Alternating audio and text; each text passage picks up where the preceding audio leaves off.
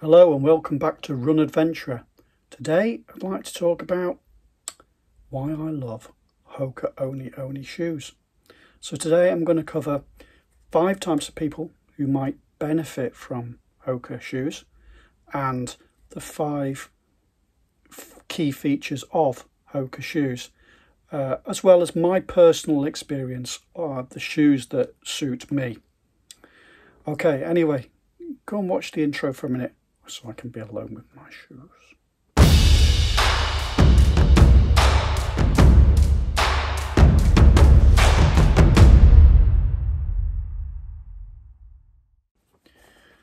So my experience started when I was trying to increase my running distance, and I suffer when I stand for a long time, not just running, but if I stand for a long time or if I run for a long time, my arches flatten out and I get awful pain in my feet.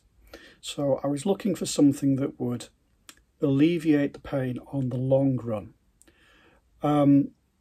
Also, I had been struggling with persistent injury, on and off, tendinitis in my feet, Achilles pain, some hip pain.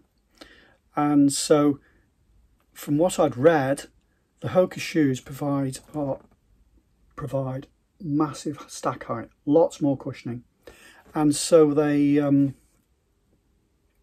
one, on a long run, you don't get as much muscle breakdown. You don't end up with jelly legs after the long run, and they provide a lot of cushioning, so you get less of that pain in your feet on a long run.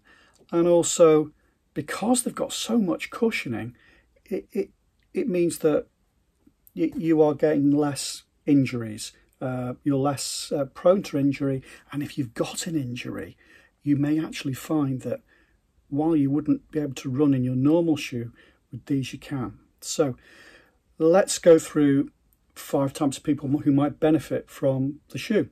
Okay, type number 1, pro ultramarathon runners.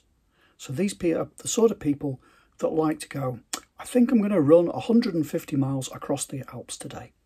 I believe a lot of those ultramarathon runners really go for Hokas. That's where Hoka started out, targeting that audience, and they're very popular. Of course, I can't really tell you personally whether they're any good for that, because that's just not me.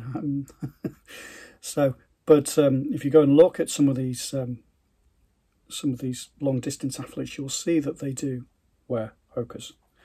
The second type is people who are building their distance. So perhaps you are building for a marathon, or you're building, or even trying your first ultra marathon, and you just want some extra cushion on that long run. So you might not wear them all week long. You just pull them out of this cupboard on that Sunday when you want to go and run for 3 or 4 hours. So that's the second type. Type 3, I would say, is people who have got an injury or are recovering. So you might have run a long race, or perhaps you've got tendinitis in your feet, or gout, or ankle pain, or Achilles pain, knee pain, hip pain, and this is stopping you from training.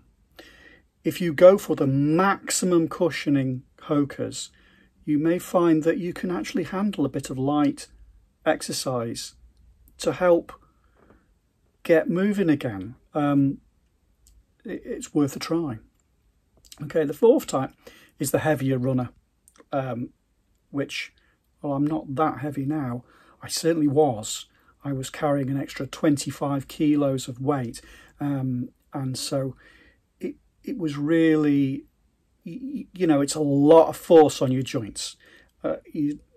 While I'm not sure the truth in the thing saying, you'll wear out your knees running, certainly if you it's a lot of shock, a lot of force through your body. So anything that can lessen that, in my book's a good thing. So Yeah, and the fifth group of people, of course, is people like me. Those people who've got long-term niggles.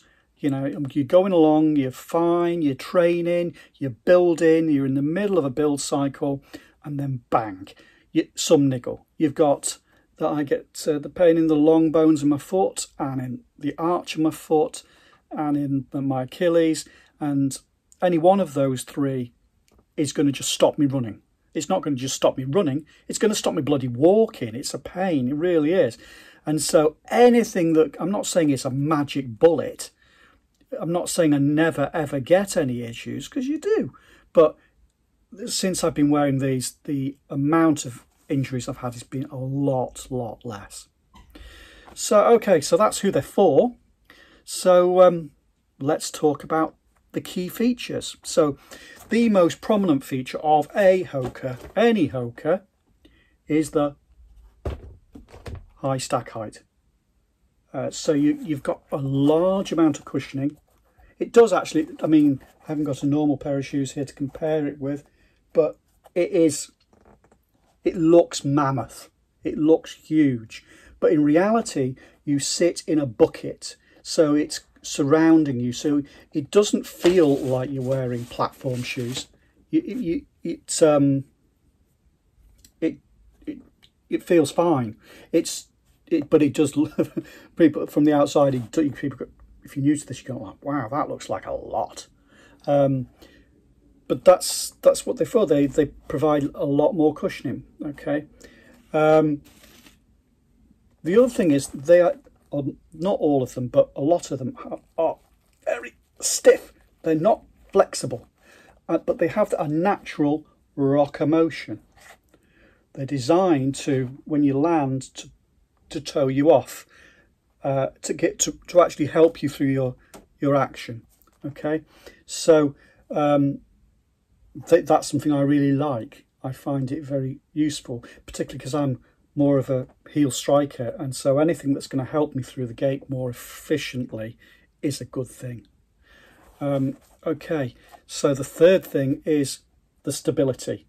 So I've got one leg slightly longer than the other, and so I've always pronated actually really only in one foot, but to correct it, in the past I've had worn stability control shoes and even motion control shoes to rein it in. But in these, because there's so much cushioning and you sink into it like a bucket seat, I just wear they do sell ones that are for stability and motion control, but I just don't need them. I sink into these and I don't need anything else. So then fourth point is run anywhere. Okay, so what do I mean? But these came from a sort of trail running perspective. That's where they started, and I'll show you some different tread patterns in a minute. They do sell purely road shoes, but I don't know about you. For me, I tend to run a mixture of road and trail. So I want to be able to go out the door. I might go 2 or 3 miles down the road, then get on a canal, then get off onto a footpath, then get off on some sort of gravel trail, and then I might go through some thick mud. And I want something that's just going to work everywhere. In the past, my experience of trail shoes, one, has been very difficult to find a pair of comfortable trail shoes, because there's less choice, and so someone like me wants a soft ride. There's not that much options, but the trail shoes I've worn in the past, when you try to wear them on the road, it's like wearing rugby boots. You're clopping along. It's not comfortable, and also it doesn't feel soft. When you run on they're fine on the trail, but when you run on the road in them, it's jarring. It's uncomfortable. Okay. However, the Hokas, I've discovered that they offer road shoes. They also offer ATR shoes, all-terrain. Don't know what the R stands for, but they offer all-terrain shoes and then full trail shoes. So I started with an all-terrain shoe, and I was very impressed with that because I could run on the road and it just felt like a road shoe. But when you got onto a trail, you got more grip, more traction, noticeably so. After a while, I switched to a purely, this is a trail shoe, and a lot more grip. And when I got them, I was concerned that I wouldn't be able to run on the road in them, but I'd be able to. But for in the winter, when you're running, when there's more mud about, that they would be great, and they are great in, you know, in the mud, in the winter, on rough terrain, marvellous. However, I can run for miles on the road in these. I've run half marathon distances in these shoes. Yeah, actually in these particular shoes. And no problem whatsoever. So let's just compare those tread patterns. Actually, this is an old pair. This pair is a pair of shoes that's now, which have been retired. They are walking shoes now. As you can see, they're still in pretty good nick. The reason they get retired is, well, one, the cushioning goes a little bit in the forefoot, I notice, but they are still pretty damn comfortable. A lot of cushioning left, even after 700 or 800 miles. And the uppers haven't broken down at all. I noticed, though, that although it's got proper, full-on Vibram rubber on the bottom, I do wear them out by wear the studs down after about 500 miles. So let's just compare these ones, which are ones that I've done, I'm not sure, either 700 or 800 miles, this pair, with a new pair.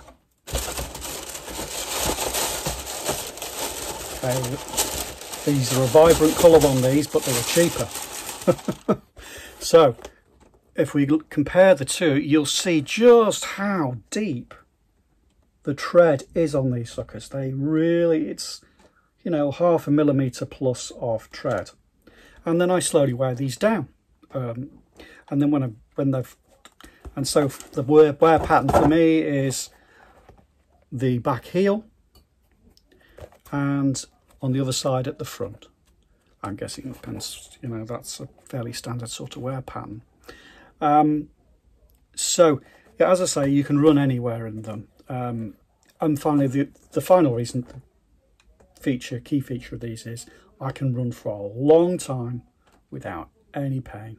I can run for hours, and then at the end I can come home and I can, you know, have my shower and do my normal jobs in the day. Whereas if I'd been out in a lower stack height shoe, when I got home I'd have jelly legs for the rest of the day and I'd be hobbling around like a geriatric.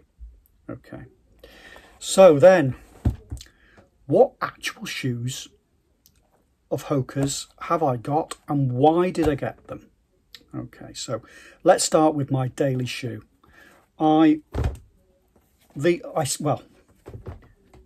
started with a daily shoe wearing a Challenger. These are a Challenger 3. I think I started with 2s, but I think they're up to 5 right now. Now, my experience with these is, well, compared, when I got them, they were like a miracle. Compared with what I have been running in, they had just so much cushioning. They were fantastic, absolutely fantastic. I did have some issues with them. The issues I had were, one, show you the insole. The insole in them, it's actually got quite a sharp edge on it. And while you sit in it in like a bucket, probably maybe this is because of my pronation issue and my foot rolling inside the shoe, I was getting blisters down the side of my foot here under the arch, where it's hitting the edge of this insole. I guess you could have just put a new insole in, but I got some of these blister patches thing and just put it on there. Problem solved. No more sharp edge. Works fine. So that's one issue I had. The second issue I have with them is just quality control, really. Maybe they've got better in the more recent models, but certainly in the ones I ran in, I must have run in about 6, 8 pairs of these. And after about 200 miles, you would start to get holes here and here. So breakdown in the side wall, although it's got overlays, it would get breakdown, and then by the time you've done sort of 400 or 500 miles in them, you know, you've got holes in them. You know, without getting the silicon sealant out, you got holes, which is not ideal. They may well, I say, they may well have improved it since then, but it was just something I noticed about them. And the other thing was, all these ATR shoes, yeah, they are good on all terrain, but they're not as good on mud and trail as the full trail shoe. Okay, so, oh, and the final thing, oh yes, the other thing I found with these is that when you get them out of the box, they are just like marshmallows under your feet, really soft, really comfortable. And but I was finding that after about 300 miles, a lot of that had gone. They'd hardened out, which I suppose, you know, a lot of people go, oh, yeah, well, 300 miles, yeah, they would go harden out. However, that's not true with some of the other Hoka shoes. So after I'd been wearing these for a while, I started hunting around looking at other Hoka shoes, and I tried Speed Goats, and they weren't wide enough, though I believe they now have them in a wide fitting, so I probably could wear those. And I tried the Stinsons, which again weren't wide enough for me. I'm not got a massively wide foot, but the toe box, I would get my little toe pressing against the side, which was fine. It didn't, in these, it touches the side, but doesn't cause me any irritation. In the Stinsons and the Speed Goats, however, it was pushing my toes together, which was uncomfortable.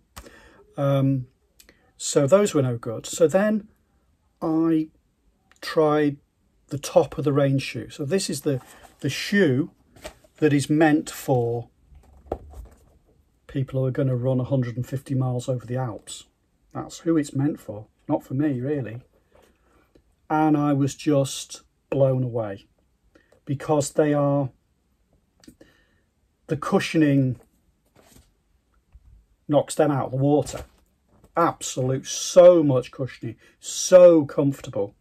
I suppose that's what you want, isn't it? It depends. So if we take a car analogy, if you're the sort of person that likes to drive a Porsche, wants to feel every bit of gravel through your fingernails on the steering wheel, well, Hokas in general probably aren't for you. The lower stack, some of the lower stack ones they do now, you'd probably be okay with, but you wouldn't. But if you're the sort of person that would like to get in a car, put your big cigar in the ashtray and just, you know, soak up the miles effortlessly, that's what they do. So let's so they soak up the miles. They're extremely comfortable. They don't flatten out. So if we look back at these ones here, which have done 700 or 800 miles, they still have massive amounts of cushioning, much more cushioning than you would get out of the box with another brand. So much more cushioning.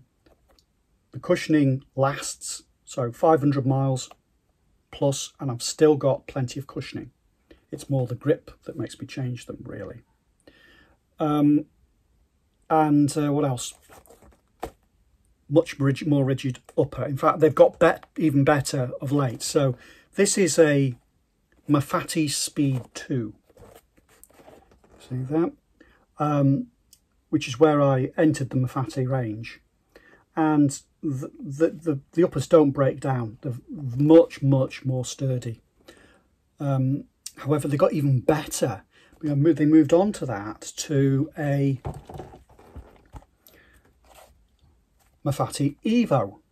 So these ones have an even more. So this pair have done about 550 miles, which is one of the reasons for doing this video now, because I want to get the new ones out the box.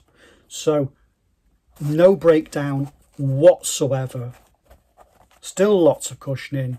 It's just I'm wearing away the tread, really. And a little cushioning in the forefoot is just not, you know, quite as good as it was, but you know, I'll probably do a couple hundred more miles on them, to be honest with you. So that's where I am. So I now basically go for either a Mafate Speed 2 or an Evo Mafate. They are basically, as far as I can tell, just evolutions of the same thing. Same grip, same cushioning.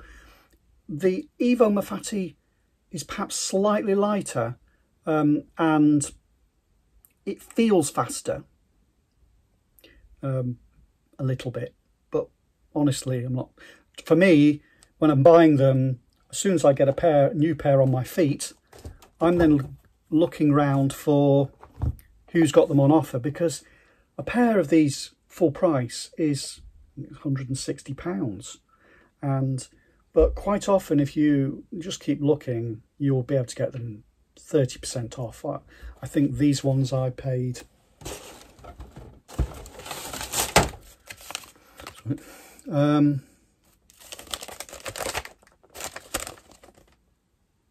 £89.99.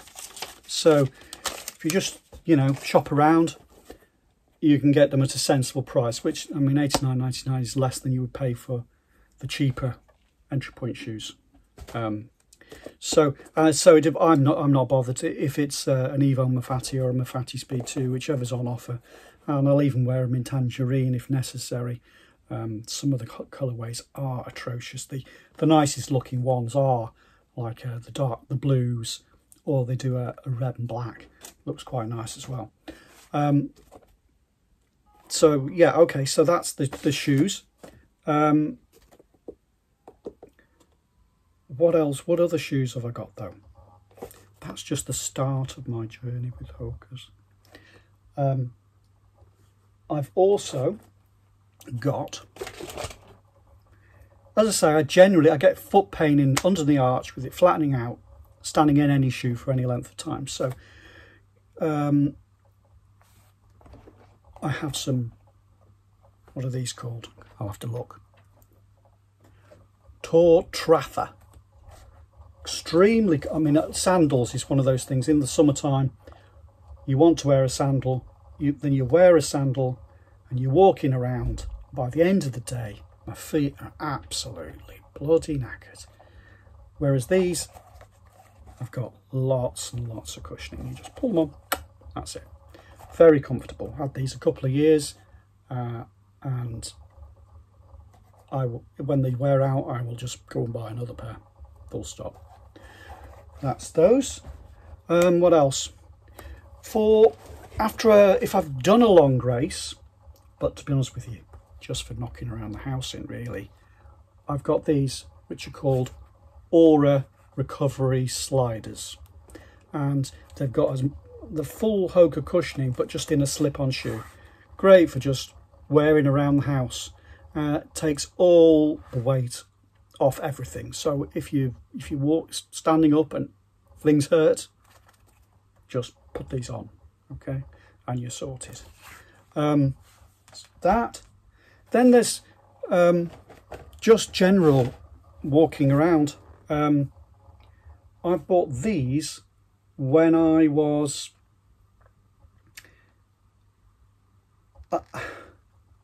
hurting. I was injured, and just standing around was uncomfortable. So I put these on, all the pain went away. these are Hoka Bondis. This is the maximum cushion road shoe. So these would be marvellous if you've got an injury, or you're a heavier runner, or you are running a ultra-marathon distance on the road. I don't know that many people that want to put themselves through that. But yeah, if you and this is all available in a black leather upper as well. So this is you could get a pair of these in a black leather upper and just wear them all day at work, and all the pain's gone, and you can carry on and just get on with your life. So those are good. Then I'm a lot lighter now. I lost all the weight a couple of years ago. I'll talk about that in another video. So these days, I also, just for general knocking around, I have a pair of these. These are Hoka Cavus, if I'm saying that correctly. And these are a lower stack height, but nicely cushioned. I got them sort of thinking, well, I could wear them just for knocking around in, but I could also run a 5k, 10k in them. However, I do find that it's not quite enough cushion for me, even now. If I wear these and run a race, I'm going to end up with some foot pain. It's not enough. These are more flexible.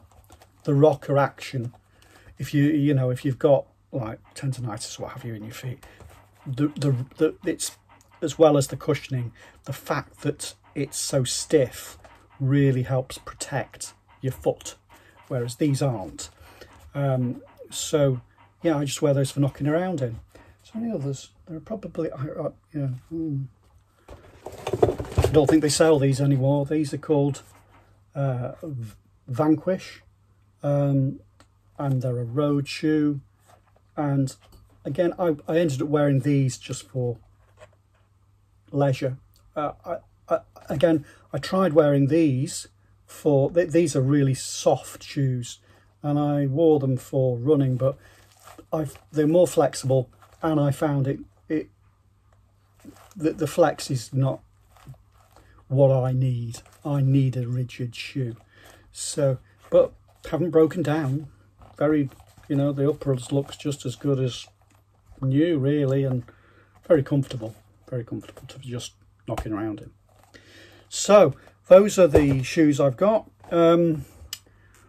If I were you, what would I buy?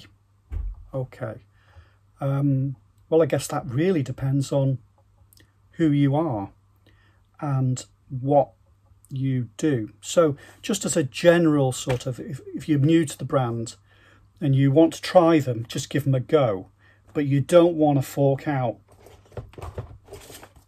150 quid, or say, if you're lucky, you will get them. I got these for 90. But if you want to just pick a pair up today, the ones I would probably try first are the the Challenger ATR. Works on road and trail. Quite a lot of cushioning. Might be all you need, and it's certainly a way of trying them without, because they're cheaper. Mind you, I think these still now retail about 110, but you can pick them up cheaper if you buy last year's model. So I would try those. If you are just a road runner, you just want a road shoe, the entry point is probably the Clifton. Both of these, the Clifton and the Challenger, are now available in a wide as well, which they weren't when I first got them. So if you've got a wider foot, you can get a wider fitting. Of course, ladies, if you've got a wider foot, my recommendation would be buy the men's, because they're wider. And also you might get a good deal, because you'd be quite a small men's size, so there'd be some left over, if you know what I mean. So yeah, so I'd generally, Challenger or Clifton's a good place to start.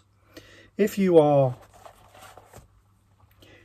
Well, I mean, I can only speak for myself. You know, I'm an older runner who wants cushioning, and the full-on experience, the Mafate, great. You might like a Speed Goat as well. They feel a bit more responsive, I believe, but it depends what you like. Do you want a more responsive shoe? Do you want the maximum cushion?